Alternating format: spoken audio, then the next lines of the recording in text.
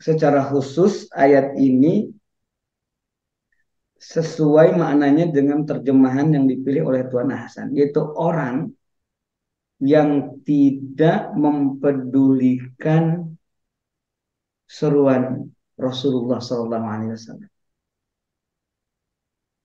Orang yang tidak membutuhkan petunjuk dari Allah. Ini ada orang yang seperti ini. Nah, salahnya adalah orang yang tidak mempedulikan petunjuk ini, orang yang tidak mempedulikan petunjuk, artinya tidak membutuhkan petunjuk Allah, ini diajak, ya, diajak untuk berkoalisi, untuk memajukan dakwah. Sudah jelas istagna, tidak mau, malah diajak.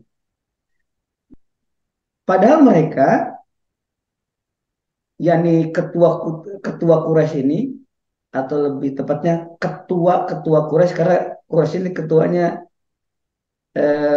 tidak satu. Ketua Quraisy justru berusaha melobi Rasulullah. Jadi ini Rasulullah lagi berusaha mengajak mereka untuk kepada Islam, pada mereka tidak mau. Nah, mereka justru sebaliknya juga ingin membujuk Nabi Muhammad akan menghentikan dakwah. Nah, disinilah tegurannya dari Allah kepada Rasulullah SAW. Kelihatannya Ustaz, peradaban Indonesia sekarang harus pakai peradaban anja'ahul a'ma, Ustaz. Jadi peradaban manistagna harus segera punah, Ustaz. Diganti dengan peradaban anja'ahul a'ma, Ustaz.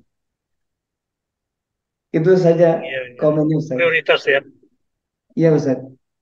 Begini, ada konsekuensinya nih. Ayat ini di praktek lapangannya membaca tafsir As-Sa'di. Begini kata beliau. Konsekuensinya, kata beliau,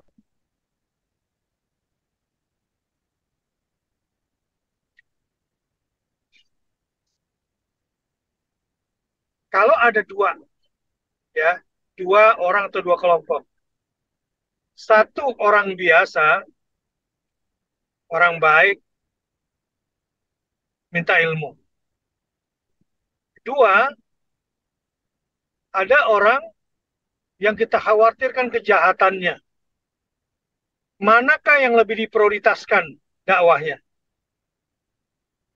Walaupun yang tidak butuh dakwah ini kayak orang penting. Konsekuensinya, kata beliau, satu, kita harus prioritaskan yang membutuhkan. Terus gimana dengan kejahatan orang yang jahat tapi nggak menerima dakwah? Kamu tidak dibebani dosa dengan kejahatan yang dilakukan. Nah, ini konsekuensinya. Kata beliau, falasta bimuhasabin ala ma amilahu minasyar. Ya, karena ada dua, yang satu butuh peringatan, si baik, si buta, satu tidak butuh peringatan, tetapi dia penguasa dan berbahaya. Katanya prioritaskan dalam pengajaran itu yang membutuhkan dakwah ini. Karena kamu tidak dibebani dosa akibat perbuatan jahatnya orang ini yang tidak memperdulikan ini. Begitu kaidahnya. Muncullah rumus kaidah al-masyhur, ada kaidah yang masyhur, la yutraku amrun ma'lumun li amrin mauhumin. Tidak boleh meninggalkan yang jelas demi memprioritaskan yang belum jelas. Misalnya UBN diundang pengajian di kampung, Ya, kampungnya misalnya kampung Haja Nurlis, isinya emak-emak semua, ya. UBN nggak boleh mengecilkan tuh. Mentang-mentang sedang diundang oleh siapa misalnya, pejabat negara, yang sebetulnya tidak membutuhkan, apa namanya, peringatan. Nah, gitu ya, dalam menentukan prioritas dakwah nih rupanya nih, dan pendidikan harus mendahulukan yang siap untuk menerima peringatan, gitu ya. Sementara yang belum jelas mau menerima itu tidak diprioritaskan kalau dihadap-hadapkan, ya. Tapi kalau sedang tidak dihadap-hadapkan, ya bukan berarti nggak boleh mendatangi yang tidak peduli, harus sering didatangi malah. Yang nggak peduli itu harus sering didatangi. Tapi kalau sudah berhadapan yang dua ini, barulah prioritaskan dulu yang membutuhkannya. Itu wala maslahah mutahaqqiqah li maslahatin mutawahhimah.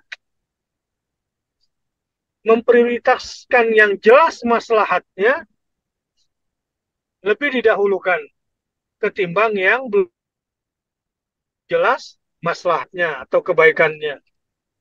Nah, itu dalam urusan terkait dengan ilmu, ya, terkait dengan ilmu. Karenanya wa annahu yanbaghi iqbal ala talibil ilm al-muftaqir ilaihi al-harisu alaihi azyad min ghairihi.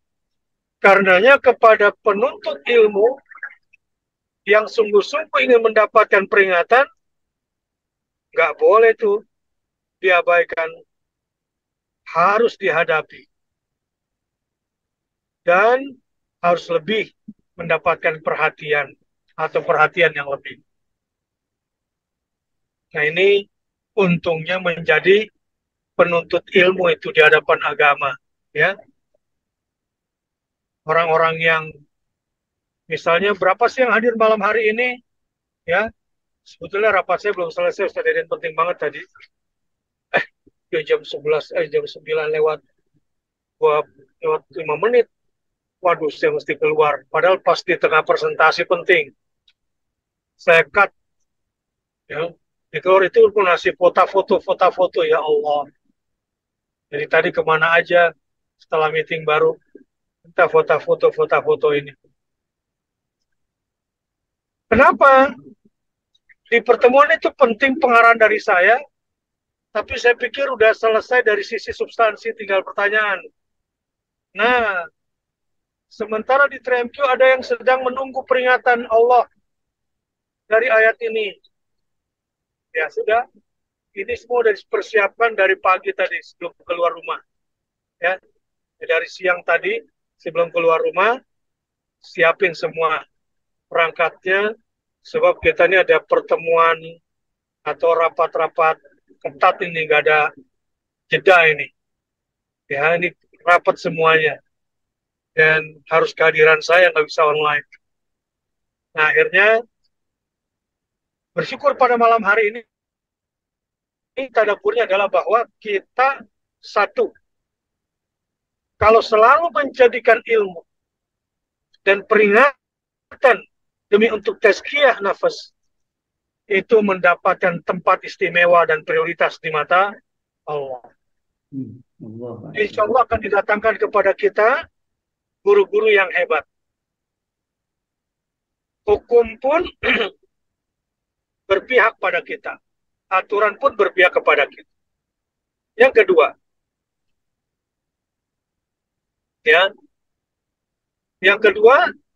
bahwa ketika kita berhadapan dengan dua situasi, maka sudah tahu bagaimana menentukan skala prioritas. Itu ya. Alhamdulillah kalau gitu pada malam hari ini kita tambah pengetahuan.